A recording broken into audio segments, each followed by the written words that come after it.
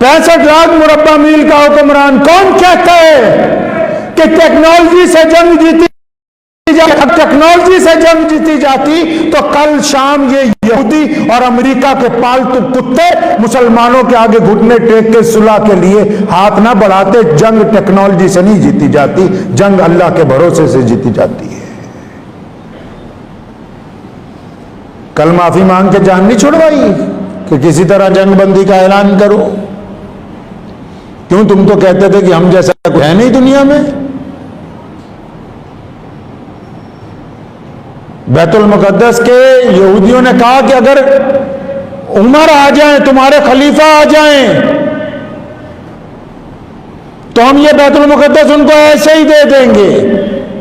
अबू उबैदा बिन जर्राह रज़ियल्लाहु अन्हु ने चिट्ठी लिखी सैयदना उमर रज़ियल्लाहु अन्हु को। मुसलमानों का खलीफा है, मुसलमानों का बादशाह है, 65 लाख मुरब्बा मील पर उसकी हुक्मरानी है, दर्जनों मुल्कों के ऊपर उसके गवर्नर जो है लोगों को इंसाफ देते हैं, लेकिन मस्जिद नबवी की चटाई के ऊपर आराम करते हैं। जब आके एलची ने कहा कि आपको बुलाया, फौरन तैयार हो गए और अपने गुलाम को कहा।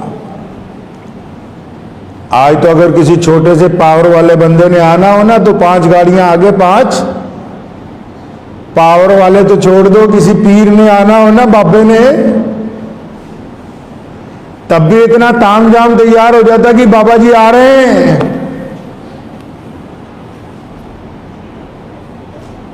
तो सैयदना उमर रज़ियल्लाहु अन्हु जब मदीने से निकले, एक सवारी ऊंटनी बस, एक गुलाम साथ में, और गुलाम के साथ मामला तय किया। फरमाया कि हम लोग बैतुल मुकद्दस तक जाएंगे, कई 100 मील का रास्ता है, कई हफ्ते लग जाएंगे दरमियान में, लेकिन मेरी बात सुन ले, सवारी क्योंकि एक है, एक मंजिल मैं सवार रहूंगा, तू पैदल चलेगा, एक मंजिल तुम सवार रहना, मैं पैदल चलूंगा, ताकि ना तुम थको ना मैं थकूं और ना ये सवारी थके। मौरखीन ने लिखा है जब बैतुल मुकद्दस के करीब पहुंचे, मुसलमानों की 5 बड़ी अफवाज ने, जो उस वक्त बैतुल मुकद्दस के आसपास मुल्कों को फतेह कर रही थी, सैयदना उमर रज़ियल्लाहु ताला अन्हु जिस दिन अर्ज़ फ़लस्तीन में दाखिल हुए, मुसलमानों के बड़े जर्नैलों में, जिनमें अबू उबैदा बिन जर्राह हैं, सैयदना खालिद इब्न वलीद रज़ियल्लाहु ताला अन्हु साथ में है, सैयदना साद बिन वक्कास रज़ियल्लाहु ताला अन्हु साथ में है, मसना बिन हारिस जैसे बड़े बड़े उलुल आज़म मुजाहिदीन साथ में, उन्होंने अपने खलीफा को सलामी दी है फ़लस्तीन की सरजमीन पे।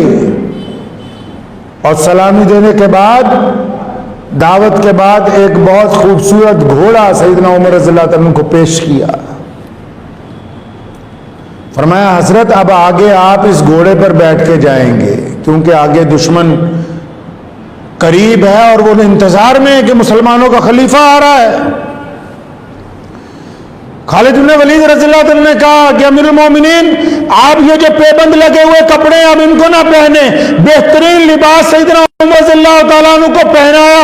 फरमाया हजरत अब चलें ताकि दुश्मन को पता हो कि मुसलमानों का खलीफा आ रहा है। सब तारीख दानों ने लिखा है सैयदना उमर रज़ियल्लाहु ताला अन्हु उस लिबास के साथ जब घोड़े पर बैठे, चंद कदम चले तो कूद के घोड़े से उतरे। फरमाया खालिद इब्न वलीद, ए अबू उबैदा बिन जर्राह, खुदा की कसम उमर हलाक हो जाएगा अगर हमने अपनी असलियत छोड़ दी, अगर हम अपनी औकात से बाहर आ गए। फौरन उन रेशमी कपड़ों को उतारा, वही पेबंद लगे हुए लिबास पहने, और फिर जब वहां से चलने लगे तो पता लगा कि गुलाम की बारी ऊँटनी पर बैठने की है, अमीरुल मोमिनीन की बारी ऊँटनी को पकड़ के चलने की है।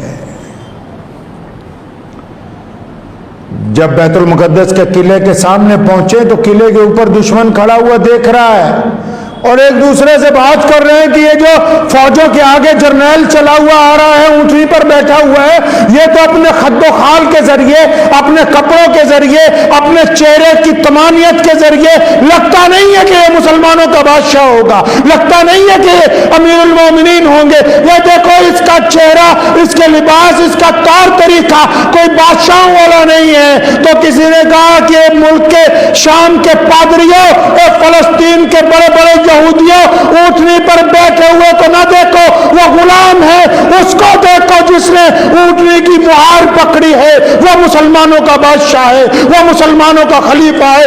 عمر فاروق کے چہرے پر جب نظر ڈالی دشمن کے مولویوں نے، انہوں نے ایک لفظ کہا تھا کہ ہم اس سے لڑ نہیں سکتے، دنیا کی کوئی طاقت اس قوم کو شکست نہیں دے سکتی ہے۔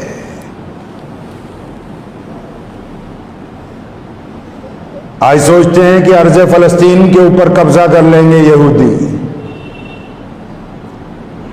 یاد نہیں ہے کہ القدس کے بیٹے صلاح الدین ایوبی نے دوبارہ اپنی زندگی میں کر کے دکھایا۔ انگلستان کا بادشاہ، اس وقت انگلستان والے زیادہ بڑے گنڈے تھے، آج امریکہ والے گنڈے بنے ہوئے ہیں۔ اٹھاؤ تو فرانس کی تاریخ، یہ فرانس والے بار بار کیوں مسلمانوں کے خلاف بولتے ہیں؟ فرانس نے 5 دفعہ بیت المقدس میں حملہ کیا، فرانس کا بادشاہ 5 دفعہ 10 لاکھ فوجی لے کر بیت المقدس پر قبضہ کرنے کے لیے بڑھا۔ اٹھاؤ تاریخ، 5 دفعہ ان کو زمین دوز کیا گیا، 5 دفعہ ان کو ناکام لوٹایا گیا، 5 دفعہ ان کو مٹی میں ملا کر سلطان صلاح الدین ایوبی نے واپس بھیجا۔ اس لیے آج فرانس والوں کو تکلیف ہوتی ہے، وہ بار بار ہمارے خلاف بولتے ہیں۔ صلاح الدین ایوبی رحمت اللہ علیہ ایک بازار سے گزرے، ایک بندہ ممبر بنا رہا تھا، لکڑی کا بڑا خوبصورت بنا کے دکان میں رکھا ہوا تھا، پڑھتے تھے اس دور میں۔ پوچھا بھائی یہ ممبر بہت اچھا ہے، اب جیسے ہم لوگ کہیں باہر جائیں، آپ جائیں، کوئی اچھی چیز مسجد کے لیے ملے تو ہم لوگ سوچتے ہیں کہ خرید کے لے جائیں، اپنی مسجد میں لگائیں گے۔ ممبر بہت اچھا ہے، کتنے کا دیتے ہو؟ کہنے لگا یہ بکنے کے لیے نہیں ہے۔ کس لیے بنایا؟ کہتا ہے یہ میں نے اس بندے کے لیے بنایا ہے جو… آج اکثر لوگ مجھے پوچھتے ہیں، الگ الگ مولویوں کو آپ بھی پوچھتے ہوگے، فلسطین کے اندر مسلمانوں پر ظلم ہو رہا ہے، فلسطین میں یہودی بم مار رہے ہیں، فلسطین میں یہودی مسلمانوں پر تشدد کر رہے ہیں، ہم کیا کریں؟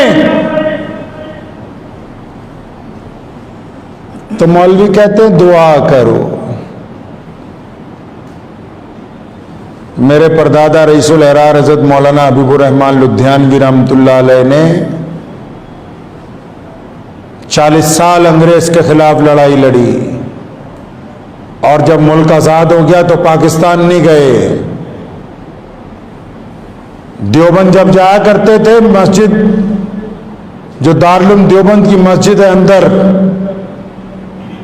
اکثر وہاں ان کی تقریر ہوا کرتی تھی، تمام حضرات بیٹھ جایا کرتے تھے، بار بار مولویوں کو کہتے تھے کہ مولویوں دھیان سے سن لو، پلے باندھ لو میری بات، بزدلی کا دوسرا نام مصلحت پسندی ہے، اگر تم مصلحت کی طرف چل چکے تو پھر تمہارے ہاتھ سے عزت اور ناموس سب کچھ نکل جائے گا۔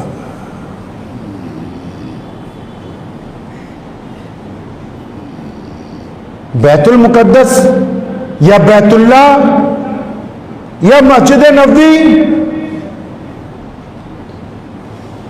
کیا بیت اللہ کو ہاتھ لگانا بہت بڑی بات ہے؟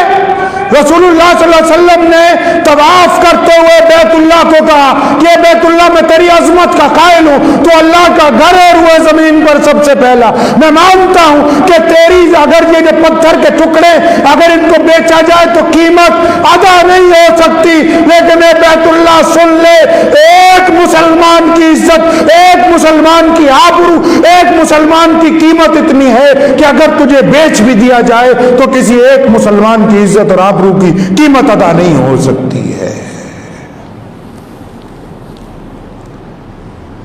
کئی مسلمانوں کے بادشاہ نا اندر جاتے ہیں بیت اللہ میں نماز پڑھنے، اللہ معاف فرمائے، ہمارے بھی کئی سرکاری مولوی اندر گئے ہیں، بیت اللہ میں نماز پڑھ کے آئے ہیں۔ تو بیت اللہ کے اندر نماز پڑھنے کا مطلب کہ اللہ تم سے راضی ہو گیا ہے؟ مسجد نبوی میں حضور صلی اللہ علیہ وسلم کے روضہ مبارک کی جالیوں کے اندر جا کے سلام پیش کرنے سے کیا اس کا مطلب اللہ آپ سے راضی ہو گیا ہے؟ کتنے ایسے مسلمان بادشاہ ہیں جو بیت اللہ کے اندر گئے ہیں، کتنے ایسے مسلمان حکمران ہیں جو اب تک روضہ مبارک کی جالیوں کے اندر جا چکے ہیں، لیکن نہ ان کی اب تک کوئی دعا قبول ہوئی، نہ کوئی ان کا عزم مکمل ہوا۔ اور سلطان صلاح الدین ایوبی کو دیکھو، ساری زندگی ملک مصر سے لے کے فلسطین تک لڑتے ہوئے گزار دی، اور وہاں سے بیت اللہ کا فاصلہ 1500 کلومیٹر ہے، لیکن ساری زندگی وقت نہیں ملا بیت اللہ تک جانے کا، ساری زندگی وقت نہیں ملا مدینہ منورہ میں حاضری کرنے کا، لیکن اللہ نے قبلہ اول کی آزادی صلاح الدین ایوبی کے ہاتھ لکھی تھی، اس کو عطا کی گئی ہے دولت۔ تو کیا صرف دعا سے مسئلہ حل ہو جاتا ہے؟ جی دعا سے ہو جاتا ہے سب کچھ؟ اگر صرف دعا سے ہو جاتا تو رسول اللہ صلی اللہ علیہ وسلم کیوں نکلتے؟ میں مانتا ہوں دعا کرنی چاہیے، میں مانتا ہوں نماز ادا کرنی چاہیے، میں اس بات کا قائل ہوں کہ قرآن پاک کے مطابق اعمال کرنے چاہیے، لیکن جب تک عمل ہوگا تو اثر ہوگا نا۔ اگر عمل ہی نہیں ہوگا تو پھر اثر کیسے ہوگا؟ جی عمل ہوگا تو اثر ہوگا۔ اکثر پوچھ لو جس کسی مولوی سے بس کیا کریں جی دعا کیجئے دعا کیجئے، تو آپ کا منہ بند کر کے دعا کیجئے نا کہ اللہ مجھے روٹی مل جائے، کہیں جائے نا کاروبار کرنے کے لیے۔ آپ سفر نہ کیا کریں، بس دعا کریں اللہ مجھے دلی پہنچا دے، میں انگلینڈ جا کے سیٹ ہو جاؤں، میں امریکہ پہنچ جاؤں، دعا کرتے رہو، کہیں جانا نہیں، پاسپورٹ نہیں بنوانے کی ضرورت۔ دعاؤں کے ساتھ عمل کی ضرورت۔ اکثر ہندوستان کے مسلمان پوچھتے ہیں، فلسطین کے مسلمان پریشان حال ہیں، یہ ان کا جذبہ ہے کہ یہ پوچھتے ہیں۔ ایک بات یاد رکھنا، آج روئے زمین پر صرف مسلمان وہ ہیں جن کے ساتھ، جن کے عزائم کے ساتھ اللہ کی مدد ہے اور یہ کبھی شکست نہیں کھاتے۔ اگر کہیں یہ دیکھو کہ مسلمانوں کو شکست ہوئی ہے تو دو لوگ اس کے ذمہ دار ہوں گے، ایک مسلمانوں کا لیڈر، دوسرا مسلمانوں کا مولوی، تیسرا نہیں۔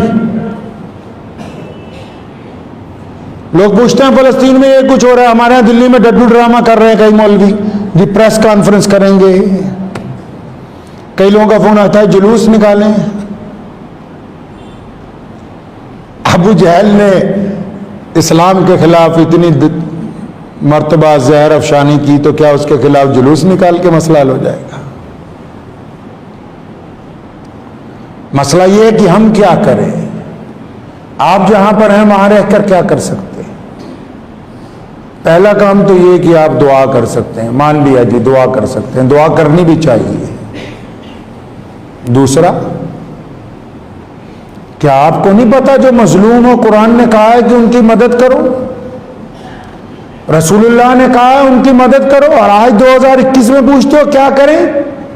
کیا تمہیں نہیں پتا کہ فلسطین کے جو مسلمان ہیں وہ معاشی طور پر کمزور ہیں، اقتصادی طور پر کمزور ہیں؟ کیا تمہیں اس بات کی خبر نہیں ہے ہندوستان کے مولویوں کہ پوری دنیا کے الگ الگ ملکوں میں مسلمانوں نے NGO بنا کے بے شمار قافلے فلسطین بھیجے، جو دوائیاں لے کر جا رہے ہیں، جو کپڑے لے کے جا رہے ہیں، جو ساز و سامان لے کے جا رہے ہیں، اس لیے کہ ان زخمیوں کی مدد ہو سکے جو پریشان حال ہیں، جو گری ہوئی عمارتوں کو بنانے کے لیے جا رہے ہیں؟ کیا تم نے صرف دعا ہی کرنی ہے اور کچھ نہیں کرنا ہے؟